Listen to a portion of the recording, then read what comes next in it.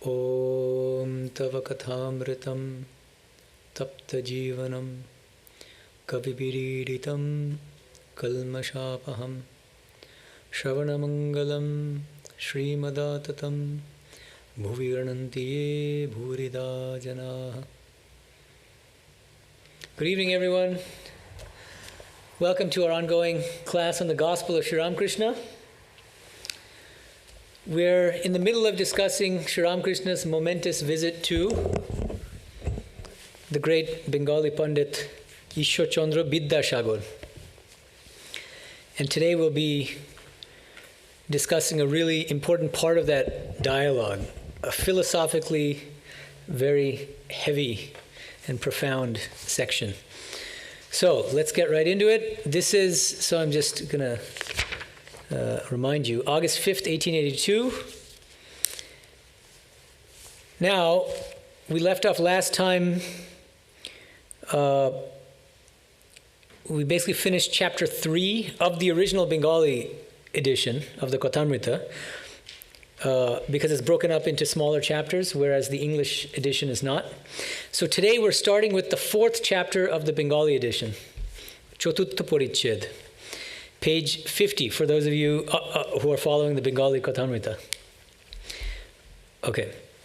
And it's page 103 of Nikhilanandaji's English translation in the New York edition. So let's begin. Sri Ramakrishna is speaking to Vidyasagar, and he says the following. The Rishis of old attained the knowledge of Brahman.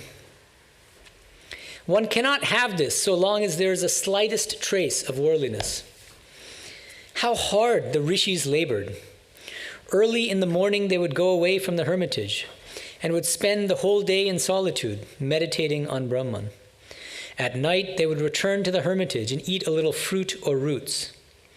They kept their minds aloof from the objects of sight, hearing, touch, and other things of a worldly nature. Only thus did they realize Brahman as their own inner consciousness. But in the Kali Yuga, man, being totally dependent on food for life, cannot altogether shake off the idea that he is the body. In this state of mind, it is not proper for him to say, I am he.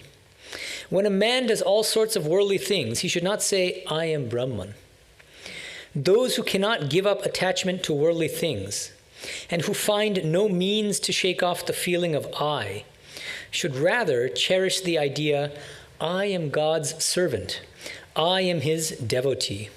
One can also realize God by following the path of devotion. So let's pause there. There's a lot here. He begins by talking about these Rishis of old.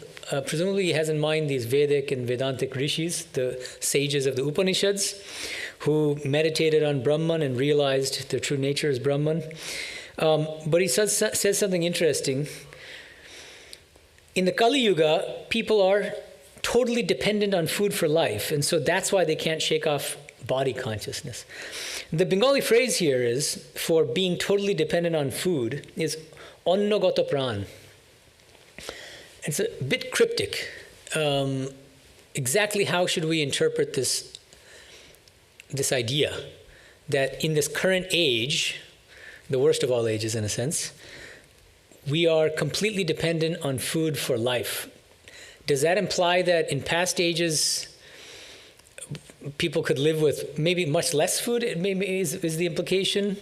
Or do you guys have a sense of what Anna Gata Pran, what that might mean? It's tricky. Even in Bengali, Anna Gata Pran, Pran means prana, life, one whose life is Annagata, whose life is preoccupied with food in a sense.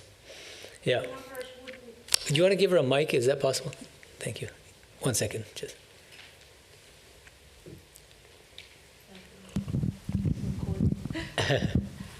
Yeah, please. Wouldn't in ancient days, people were able to beg for food, so they didn't have to think about food. They knew that they could get it. They could go from house to house or whatever. So it wasn't like they'd be preoccupied with getting food. eating food, buying food, cooking it. Yeah, although, I mean, that's an interesting suggestion. I guess the only thing is, in Sri Ramakrishna's time, there were still begging monks, right? Wandering monks in Narmada and the Himalayas where they... So I don't think that's a contrast between this age and the past age. Do you know what I mean? Is it like sensual food? Sensual food? Like the food of the senses? Oh. No, but anna really means food in the physical sense. That's the tricky thing about this. It's tricky. I don't have an easy answer to this. I mean, the way I tend to interpret this is, in past ages, we, as a human race in a way, were somehow biologically less dependent on food. Maybe. I mean, maybe that's a wild misinterpretation, but it's a tricky thing to interpret. And because in this age we're so dependent on food, therefore, we are more kind of strongly identified with the body, and it makes the practice of Jnana Yoga much more difficult for us, the path of knowledge much more difficult. That's how I see it. Yeah, Leela. Is it a possibility that now there's so many more cultures that are connected to each other and we share different kinds of food, it's the whole, well, kind of an extension of sensual food, but more the sensuous experience of food and different kinds of food, and now we demand all kinds, and we expect I see. It's just like there's a lot more delicious food of many different varieties these days than ever before. Maybe. That's interesting. He had his hand up, actually. But you can ask something. Okay. This is a hot question. Yes, he does. I would ask it in a slightly different way, right? What would be the opposite of Annagata Pran? Is it Anna Mukta Pran? Is there a way to interpret it that way? Right. And that leads to the meaning of Annagata Pran? Right. Okay. That's interesting. I mean, you're Bengali, right? Yes. Yeah. So that's why you're. So he's saying. I mean, what is Annagata Pran in contrast with? Annagata Pran means a prana, a life that's completely dependent on anna, on food. He's saying is the opposite of that, Anna Mukta Pran, which means a life that is completely free from the need for food. Or, on my suggestion, people were less dependent on food. It's not necessarily totally independent of food. You need some food, but you don't need as much food as we do now, something like that. So it might be a matter of degree, a difference in degree rather than all or nothing. That's the, Narayana? Also, there's frequent references to people doing severe austerities before modern eras. Things that you wouldn't think would be possible at all. Right. And it seems like maybe before people became totally into their bodies the way they are now, that maybe you could live more on prana and less on food. Less on food, yeah. More on the subtle it's possible. body. I think he might be meaning this in a literal sense, that in past ages, people were just somehow less completely dependent on food. Not that they didn't need to eat anything, but okay. So let's move on. It's an interesting question. We'll table it for now, and if you have any new thoughts about it later, you can mention them. Another thing, he's saying in this state of mind, a body consciousness, in the current age, the Kali Yuga, it's not proper for one to say, I am he, soham.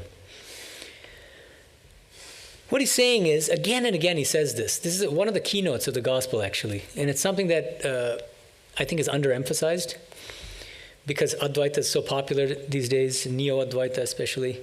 And so it's not popular just to quote these parts of the gospel. But Sri Ramakrishna says it very clearly. He says that for the vast majority of people, especially in this age, it is better to practice bhakti than jnana. And he even says, when a man does all sorts of worldly things, he should not say, I am Brahman. He spoke from personal experience. He met many monks who kind of were lip Vedantins, in a sense, lip Advaita Vedantins. Like an example is this one Swami, a sannyasi, was visiting.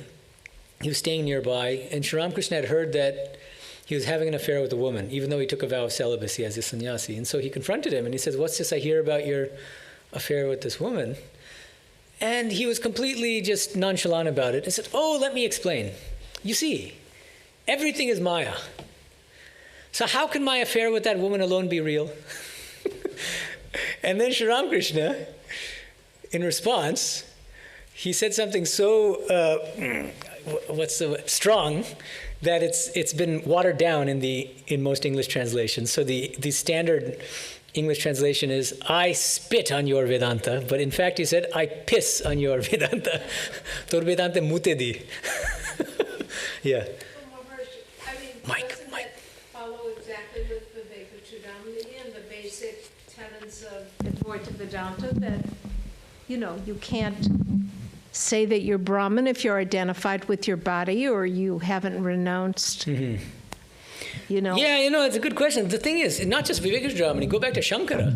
Shankara was emphatic about insisting on the sadhana chatushtaya, the fourfold sadhana, before you are qualified to practice the path of knowledge.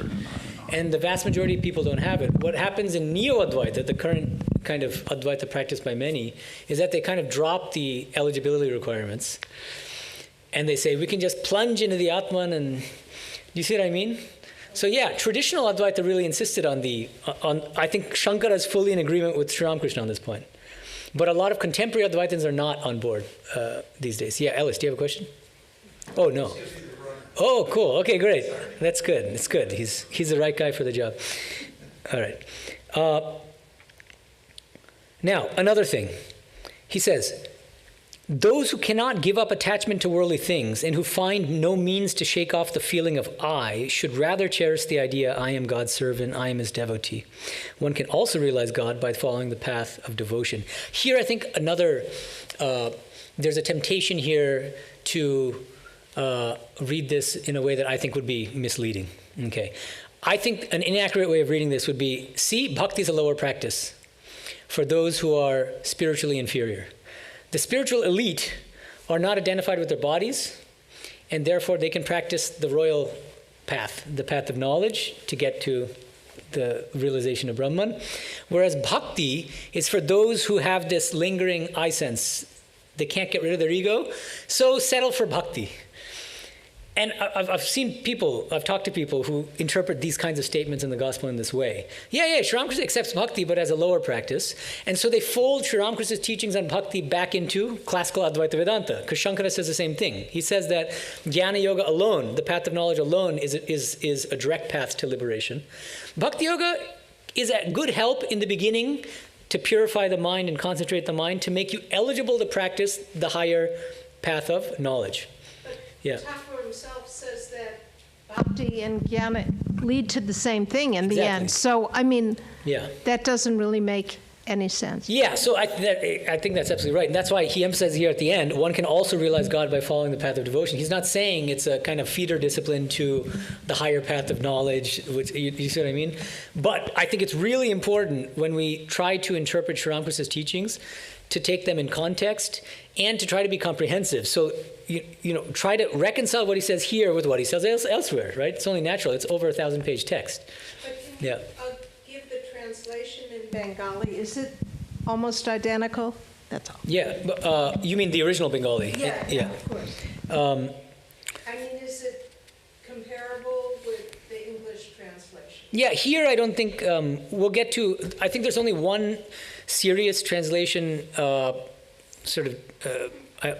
how dare I say mistake, but one place where I would respectfully disagree with Nikhilanji on how he translates, but we're about to get to it. But I'll read the little bit here on Bhakti. He says, যারা বিষয় ত্যাগ করতে পারে না, যাদের আমি কোনো মতে যাচ্ছে না, তাদের আমি দাস, আমি ভক্ত, এই অভিমান ভালো। ভক্তিপথে থাকলেও তাঁকে পাওয়া যায়. So I think Nikhilanji is quite fine here in terms of translation. But in the very next sentence is where I have a slight issue with this translation. So let's now... Oh, sorry, one thing I forgot to mention. This is important too. In the original Bengali, this is the start of a new chapter. It's called Chaturtha Parichhed, chapter 4. And M gives it a very long, philosophically heavy title, which is as follows. Gyan o Bigyan, which means Jnana and Vijnana. Okay. Secondly, comma, Advaitavad, Vishishtadvaitavad, o Dvaitavad. এই তিনের সমন্বয়. Advaita, the doctrine of Advaita, the doctrine of Vishishtadvaita, qualified non-dualism, and the doctrine of Dvaita, এই তিনের সমন্বয়. The harmonization of all three. And then M adds helpfully, he often does this, he translates his own Bengali title into English. And so he writes, reconciliation of non-dualism, qualified non-dualism, and dualism. Okay, so just keep in mind, that's very useful as a kind of overarching theme for this entire section that we're reading today. Okay, now let's continue to read. The Jnani gives up his identification with worldly things. It's this phrase, gives up his identification with worldly things, that I think that it's not quite what you find in the original Bengali. But anyway, the Jnani gives up his identification with worldly things, discriminating not this, not this. Only then can he realize Brahman. It is like reaching the roof of a house by leaving the steps behind one by one. But the Vijnani, who is more intimately acquainted with Brahman, realizes something more. He realizes that the steps are made of the same materials as the roof, bricks, lime, and brick dust. That which is realized intuitively as Brahman, through the eliminating process of not this, is then found to have become the universe and all its living beings. The Vijnani sees that the reality which is nirguna, without attributes, is also saguna, with attributes. A man cannot live on the roof a long time. He comes down again. Those who realize Brahman in samadhi come down also and find that it is Brahman that has become the universe and its living beings. In the musical scale, there are the notes sa, re, ga, ma, pa, dha, ni. But one cannot keep one's voice on ni a long time. The ego does not vanish altogether. The man coming down from samadhi perceives that it is Brahman that has become the ego, the universe, and all living beings. This is known as Vijnana. I'll read a little bit more, then we'll pause. The path of knowledge leads to truth, as does the path that combines knowledge and love. The Bengali here is the path that combines knowledge and love is very interesting. It's just Gyan Bhakti, Jnana-Bhakti. It's very long in English. The path that combines knowledge and love. The path of love, too, leads to this goal. So that's bhakti. The way of love is as true as the way of knowledge. He says it very clearly here. All paths ultimately lead to the same truth. But as long as God keeps the feeling of ego in us, it is easier to follow the path of love. Here, you might ask, what's the term in Bengali for ego? Ami. Interestingly, the same term ami is used in the previous paragraph where Nikhilanji himself renders it as the feeling of I. And here he says ego, and I just feel like ego in English has these negative connotations that the I doesn't. So I would prefer that we stick to I, like a sense of I, a feeling of I, rather than saying ego. Because again, it might imply that bhakti is somehow on a lower footing than jnana. People who are egoistic, they're the ones who practice bhakti, and those who are free from ego, they practice the path of knowledge. That's not what Sri Ramakrishna means. Okay, but let's continue. Then he says, the Vijnani sees that Brahman is immovable and actionless, like Mount Sumeru. This universe consists of the three gunas, sattva, rajas, and tamas. They are in Brahman. But Brahman is unattached. The Vijnani further sees that what is Brahman is the Bhagavan, the personal God. He who is beyond the three gunas is the Bhagavan with his 6 supernatural powers. Living beings, the universe, mind, intelligence, love, renunciation, knowledge. All these are the manifestations of his power. With a laugh. If an aristocrat has neither house nor property, or if he has been forced to sell them, one doesn't call him an aristocrat anymore. All laugh. God is endowed with the 6 supernatural powers. If he were not, who would obey him? All laugh. It's a lot here. First of all, I told you that first sentence. Let's look at the Bangla of the first few sentences. Sri Ramakrishna says, Jnani neti kore bishoy buddhi tag kore. Tobe brahmoke jante pare. Okay. What is being said in Bengali here is the Jnani, through the practice of neti, which means not this, that's fine, bishoy buddhi tag kore. Renounces, tag kore what? Bishoy buddhi, vishaya buddhi. The Jnani renounces vishaya buddhi. Vishaya means sense objects. Buddhi means thinking, with the mind preoccupied with sense objects, basically. So having a kind of sense-oriented mind. So what needs to be renounced? The sense-oriented mind. And here, the English, I just find a little puzzling. The Jnani gives up his identification with worldly things. Identification is just not there in the Bengali. Bishoy buddhi. It means, as I said, a mind preoccupied with sense objects. Vishaya here means sense objects. And so I think it skews it more toward classical Advaita than is necessary. because many people think when they hear Sri Ramakrishna's teachings on these two stages, Jnana and Vijnana, they think, oh, that means that in order to attain Vijnana, you have to first practice the path of knowledge, then you reach the roof, which is Jnana, and then you become a Vijnani, and then you practice Bhakti and this and that, and it's like, no, because Sri Ramakrishna clearly says in many places in the Gospel that the Bhakta does not need to practice the path of knowledge at all. And he says, by God's grace, even the Bhakta can attain the knowledge of Brahman. You see.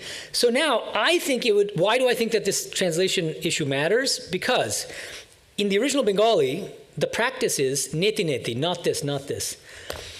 I think there are two different ways of thinking about this neti neti practice. There's a path of knowledge version of it, and there's a path of bhakti version of it. Okay?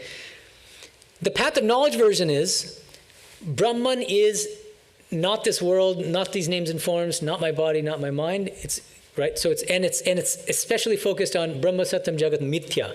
This world is a dream. It's an illusion. The only truth is my true nature as non-dual pure consciousness. Okay, so that's the jnana-oriented practice of neti neti. But there's a bhakti-oriented version too. The bhakta, it's not like the bhakta doesn't have to renounce anything. The bhakta has to renounce vishaya buddhi just as much as the jnani.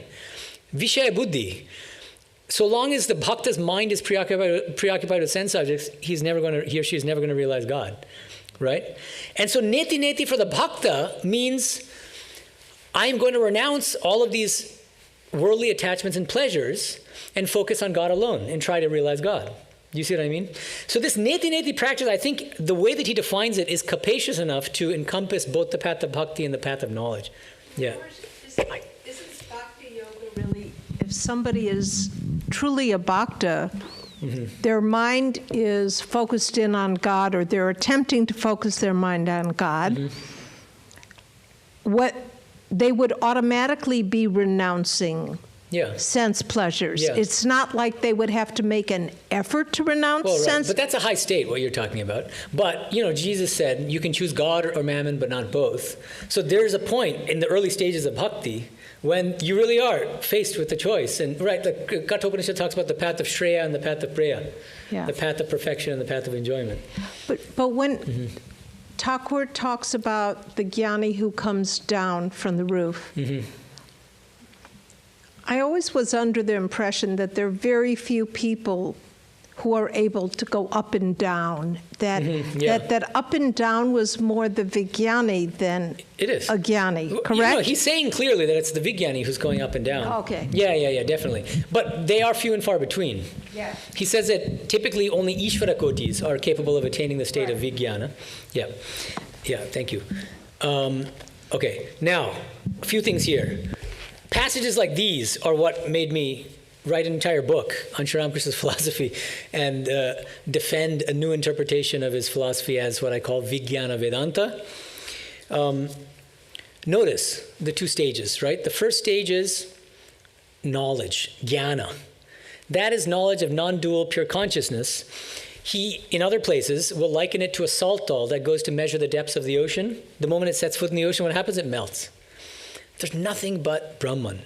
Not even subject-object duality. You see? Okay. And that Brahman is non-dual, impersonal, attributeless, pure consciousness. No question of the personal God. You're not even perceiving a world, right? No subject-object duality at all. But for classical Advaita Vedanta, that is the acme of spiritual experience and realization. That is liberation. And it is liberation. Sri Ramakrishna agrees. The jnani is liberated. But he says that there is a further stage in spiritual experience which a few rare souls achieve. That's what he calls vijnana. And he says, what is the vijnani and what is the difference in outlook between the jnani and the vijnani? After attaining the state of jnana, so after reaching the roof, the vijnani sees the stairs are made of the same material as the roof. And then, what does that analogy mean? He says, the vijnani sees that reality which is nirguna is also saguna.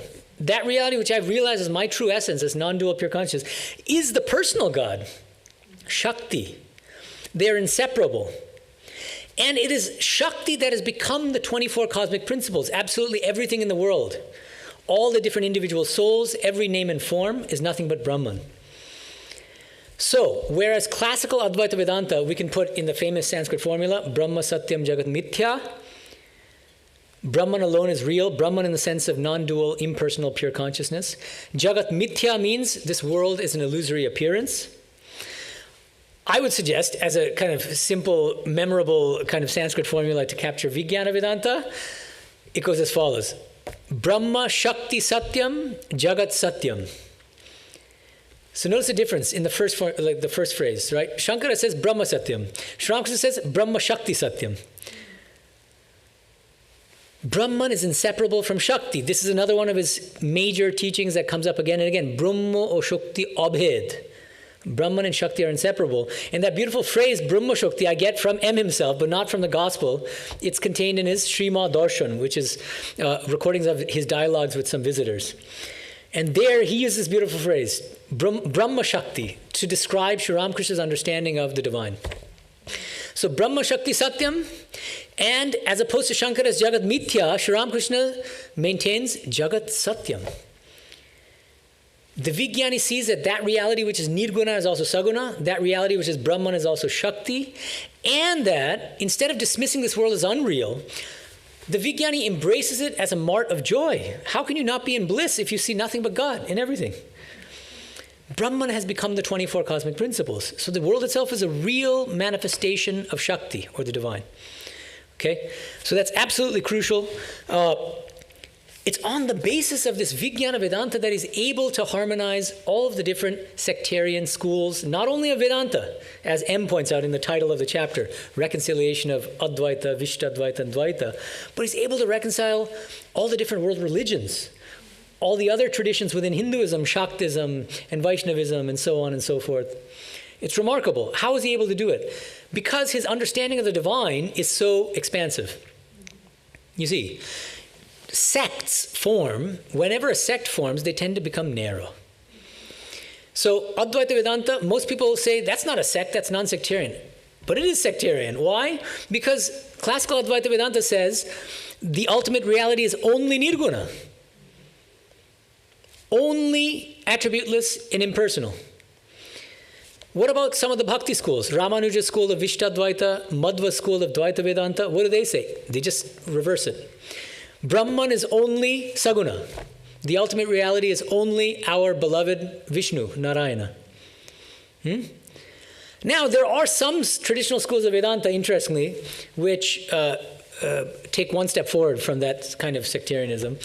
I would point to Achintya Bheda Vedanta, that's the school of Chaitanya, and Vallabha's Shuddhadvaita Vedanta. Why do I say that they're a little less sectarian? They're still sectarian, plenty, but not quite as narrow a doctrine of the divine. Why? Because they accept both Nirguna Brahman and Saguna Brahman. Both these schools do. But there's still a hierarchy between them. So they're also Bhakti schools, obviously Chaitanya school, and this. So they're Vaishnava schools. And so what they say is, he is the supreme person. Saguna Brahman, our beloved. And Nirguna Brahman is just a minor aspect of him. The peripheral brilliance of Krishna is Nirguna Brahman of Krishna. Schools puts them on an equal footing. Temperament or the path of bhakti. Bhaktas like to eat sugar.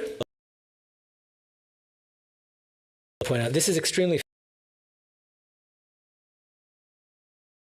He would explain it in Bengali. He would say, "This is my attitude." Sri Ramakrishna says, "When I identify the body, then I say, O Lord, O Rama, I am your servant.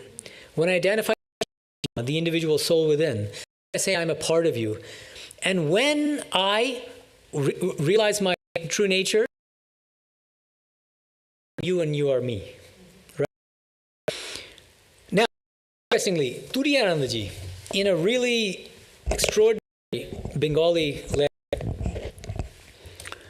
Sharvanandaji asks him the million-dollar question, what exactly is Sri Ramakrishna's philosophy? And how does it relate to Shankara's philosophy? Are they the same or are there differences? He dares to answer the question and open this big can of worms. I want you to say that Swami Vivekananda never actually addresses this question in as explicit. It's an extraordinary letter.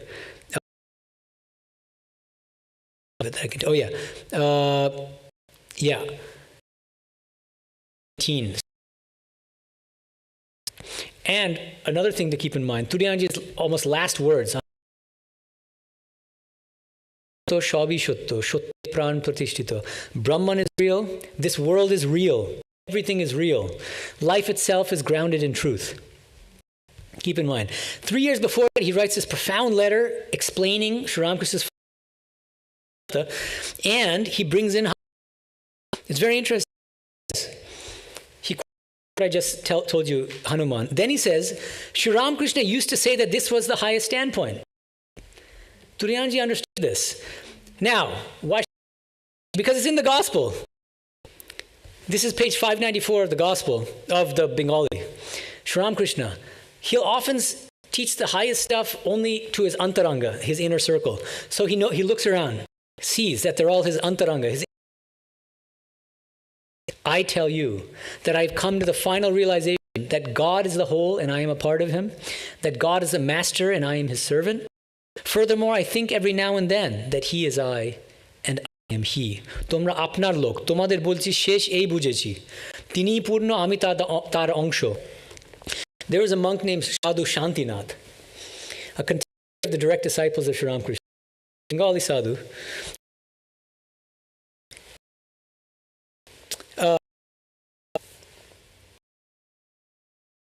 Devotee of Sri Ramakrishna, became a sannyasi, wanted to, but somehow was.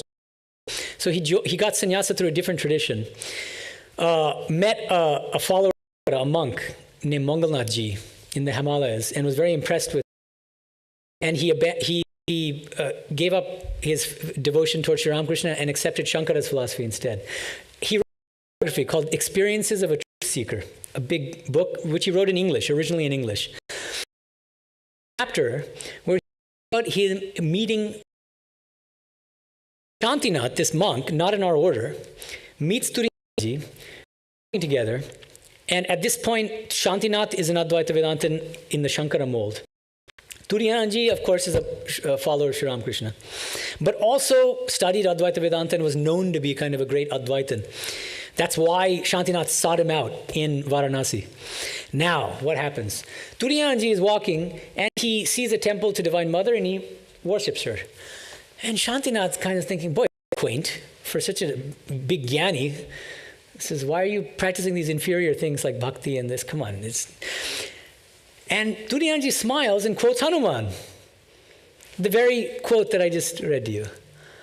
Then they proceed to have a debate about how to interpret Hanuman. Shantinath defending a Shankara Hanuman shloka, and Turiyanji defending a Vijnana Vedanta interpretation of the same Hanuman shloka. So what does it look like? Shantinath is saying, well, Hanuman is a follower of Shankara, obviously, because he mistakenly identify with the body, then I say I am your servant. Mistakenly identify with the individual soul, I say I am a portion of you. When I realize the highest truth, my true nature, then I say I am you. Advaita, QED, Shankara is right. It's the highest standpoint. Turiyanji disagrees. And he says, and this is a direct quotation from Shantinath's autobiography, Experiences of a Truth Seeker. Most of you probably even haven't heard this before. Turiyanji says, explaining the Hanuman shloka, he says, in one aspect, Brahman is eternally nirguna, nishkriya, and impersonal. So impersonal, inactive, right? That's what. And in another aspect, Brahman is eternally saguna, sakriya, and personal. Personal, active, dynamic, and personal. Then he says, a true follower of Vedanta does and ought to accept both these aspects of Brahman. And he practices jnana by keeping the former aspect in view, the nirguna aspect, and bhakti by keeping the latter aspect in view. So see what he's doing. This is a very subtle interpretation of this Hanuman shloka. If you accept the ultimate ontological doctrine that Brahman and Shakti are inseparable, that the divine is not just Nirguna Brahman or not just Shakti, but Brahma Shakti, then all three of these attitudes toward God and all three of these understandings of ourself as body, as Jivatma, and as the Paramatman can all be true at the same time. This relates to another one of Sri Ramakrishna's teachings about the flute. He says, if I have a flute, I can either play one note the whole time. That's Soham. I am Brahman, I am Brahman, I am Brahman. He says, but that's boring. I want to play ragas and raginis on this flute. What does that mean? I want to adopt many different attitudes toward God. I like to think of God sometimes as my mother, sometimes as my father, sometimes as my child. That's also a form, Vatsalya Bhava. As my friend, as my lover. I want to enjoy God and revel in God in many different ways, you see, without bringing in hierarchies. All of these attitudes can be equally true from different standpoints, but not higher and lower. But because Brahman and Shakti are inseparable, you can worship God to your heart's content in the personal form as a bhakta, and at the same time, you can dwell on your true nature as non-dual pure consciousness by practicing the path of jnana without saying that one is higher than the other, or that one is ultimately more real than the other. Okay, so this is very interesting. I recommend that you look at it. If you're interested, you can get it on. You can download the entire book from archive.org. Shantinath, Experiences of a Truth Seeker. Yeah. So did Shantinath have a transformation from this encounter, or? Well, it's a tragic tale, to be honest. And I was kind of trying to skirt the issue. But all right, if you insist, I'll tell you. The whole book, in my opinion, you judge for yourself, reads like a cautionary tale to me. Somebody who starts with a simple faith in Sri Ramakrishna ultimately abandons Sri Ramakrishna for Shankara's philosophy. And then this person, he was very sincere, you could tell from reading the book, and he's very honest, it seems like to me. He loved meditation. That was his main practice, even as an Advaitin. So he's just meditating a lot, 15, 16 hours a day. And he claims, after a lot of meditation, that he attains the state of Nirvikalpa Samadhi, the highest goal according to Advaita Vedanta. Then what happens? He comes down from that state, and he has a terrible migraine. Debilitating migraine. He goes from one doctor to another. Finally, this doctor says, you know what it is? You meditate too much. You've got to curb your meditation. And he's crestfallen. Well, what do I do with my time? I love meditation. So what does he do? Last chapter of his autobiography, title, Faith in Truth Realization Lost. He says, because I needed to fill my time, I can't meditate as much anymore. So I decided to study Western philosophy, which I did in my PhD, and especially Kant, which I also studied. And Kant was a famous agnostic. What Kant says is you should have faith in God, but you can never know God. None of us can know God. Spiritual experience of God, impossible. And we can't even intellectually understand what God is. It's just we should have faith. Based on there's a whole moral argument for God's existence, basically. It's complicated. But the point is, Shantinath, after a lifetime of sadhana, he becomes a Kantian. He becomes a follower of Kant. And he says, now I believe that even if God exists, it's not possible for the finite human mind to know God. And then he says, what about my own Nirvikalpa Samadhi experience? He says, not true. I didn't make any contact with an objective reality. But it was genuinely a subjective kind of state of trance, where trance, I don't know if you'll use the word trance, but it's calming, it's a feel-good state of tranquility, sure. Then he says, what about Sri Ramakrishna's visions of Kali, for instance? He says, same thing. He's not actually realizing Kali. But he's attaining a state of tranquility, a kind of state of subjective peace and calm. The autobiography ends on that note. Okay, so that's, it's very interesting. Anyway, you asked and so I told you. But judge for yourself, guys, and don't jump on me. Read the autobiography for yourself and then decide. All right. Yeah. Isn't it interesting that so many of the monks who, in particular, followers of Ramakrishna, his disciples, who were at one time very, quote, Advaitic, Yeah. become very much devoted to Mother. Mm-hmm. Yeah. I mean, Turiyananda, Shivananda, there were so many of them. Vivekananda himself. Yeah, right. It just seems to answer that question, that... Mm-hmm. Well, moving from jnana to vijnana, I think. Sri Ramakrishna groomed his disciples, many of them, not all of them, but exactly in this way. Swami Vivekananda was a hardcore Shankarite, and Sri Ramakrishna himself groomed him that way. He told him to study the Ashtavakra Samhita, which is very high classical Advaita Vedanta. And then, a couple of years later, he scolds Swami Vivekananda for wanting to attain just this petty ideal of Nirvikalpa Samadhi. He says, shame on you. I thought you'd be like a giant banyan tree, giving shade to thousands. Now I see you're selfish. You only care for your own liberation. Aren't you the one who sings, O Lord, thou art all that exists? That's Vijnana. he tells them, now the next step is Vijnana. Don't settle for Jnana. That's something you already had in previous births. You're destined for much greater things, right?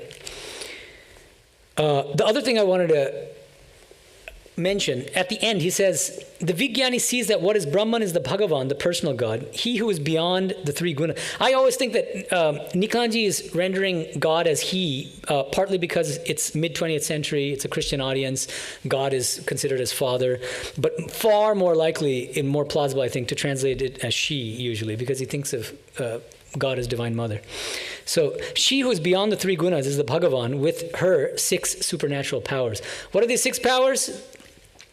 Jnana, Shakti, Bala, Aishwarya, Virya, Tejas. I'm not going to go into the details, but they're all just sort of wonderful, again here, things. Wow, that's embarrassing. Sorry about that.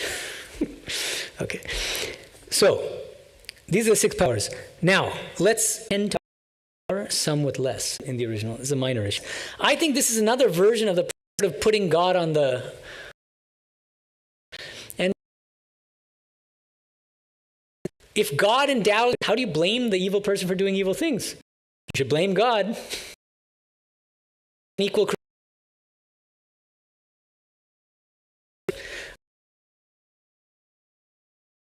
feeling, I'm just... But I want you... Right? This is a critical slant to Vidyasagar's pressed on the object has to. It is what you find by repeating. Knowing. I think it would be a mistake to think that he's saying not a great simple devotee. You need another one. Till what happens? Sword and shield is scholarship, and here, especially in the context of 21st century, where there's so many skeptics, where, if you have a job somewhere, especially if you're in academia, 98% of academics tend to be atheists or agnostic, and say that you're one of the few who believes, people will ask you questions about, oh, that's quaint, why do you think that God exists? What are you going to say? So it's through study of scriptures, through thinking, through deliberation, that you're able to answer these kinds of questions. The questions that might come up, you might come up with these questions yourself, right? We live in a skeptical age.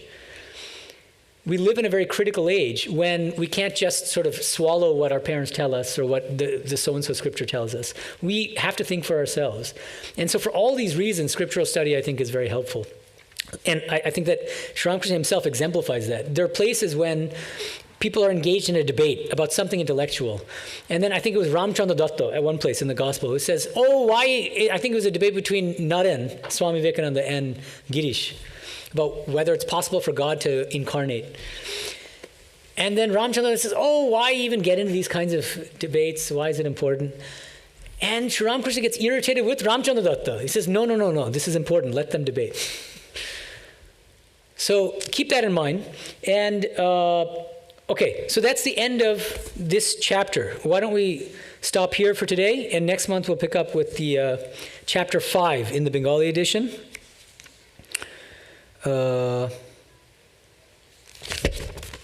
Which is called The Secret of Bhakti, tantalizingly titled. Okay, now questions from the audience and or the mind. Well, what to do then? Oh, never matter or the mind. Oh, I see. So I think what Kat is suggesting here is that Swamiji himself, Swami Vivekananda, suggests a kind of hierarchy along the lines of Shantinath's interpretation of Hanuman. So Swamiji is another can of worms, and I've devoted a separate book to this issue, so if you're interested, you could look at Swami Vivekananda's Vedanta Cosmopolitanism, and especially chapters 1 through 3 of that book. What I argue, though, is that the complete works of Swami Vivekananda is this kind of chameleon-like text, or I don't know how to put it exactly. You can easily interpret Swami Vivekananda as a follower of Shankara, and you can equally easily interpret him as a follower of Sri Ramakrishna.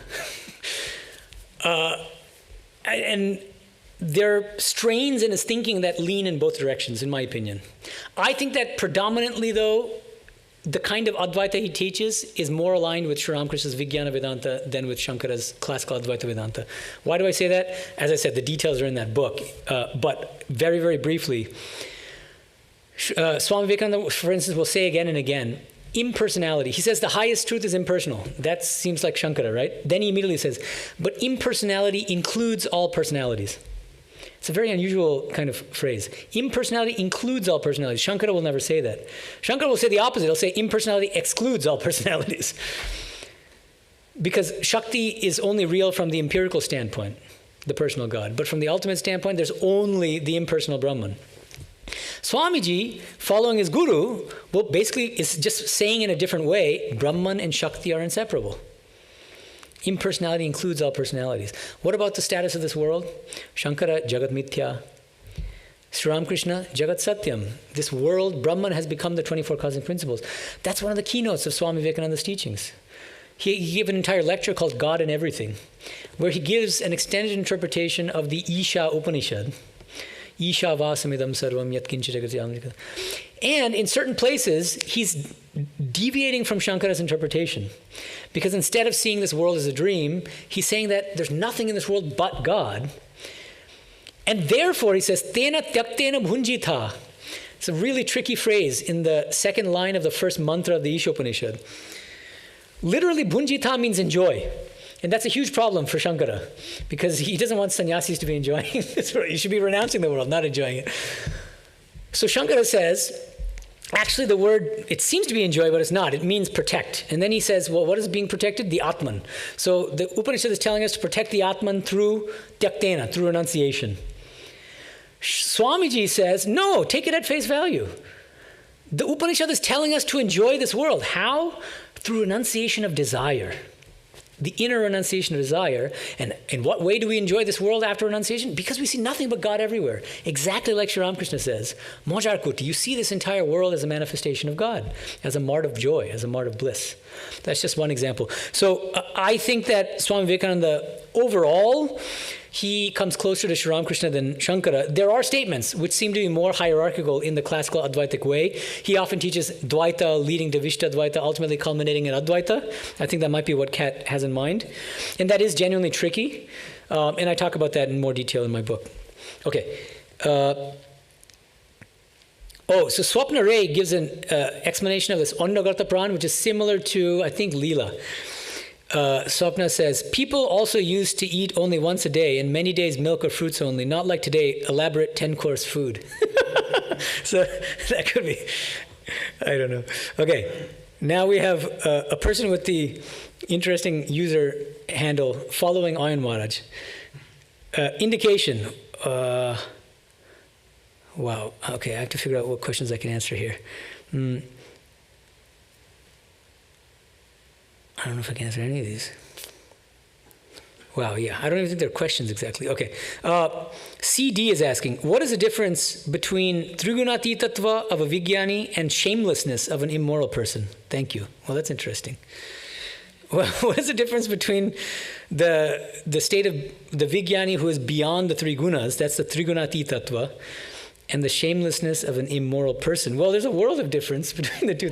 So there's a state below morality and a state above morality, right? Beyond good and evil and below good and evil. I think that's the difference between the Vijnani state and the state of an immoral person. Yeah, because ethics is for people who have not yet realized God, and so who rely primarily on their conscience, which is imperfect, right? Or it's not necessarily that the conscience is imperfect, but we read it imperfectly.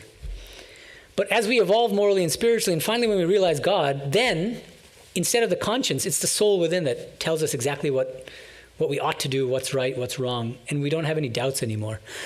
So even good and evil and sort of morality is kind of lower only from the highest spiritual standpoint, because the realized soul doesn't have to actually deliberate about what's right or wrong. That person will just do spontaneously what is right. That seems to me to be the difference. There are major buffering issues during this broadcast. A lot of people are complaining about it. 50% of the time. Wow, that's unfortunate. Okay, sorry about that, guys. Yeah. No, that used to happen a few months ago, but we've been pretty good, so yeah. Let's see, any other? Yeah, okay. It does look like a lot of people, had this, they couldn't even follow the class properly. Yeah, that's too bad. Okay, so that looks like what we have today. Any questions here in the meantime? Or are we good? No? All right. Thank you, guys. Om Shanti Shanti Shanti Harihi Om Tat Sat Sri Ramakrishna Arpanamastu.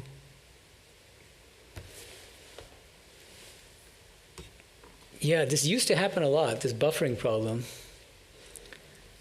It might be a problem with our internet connection.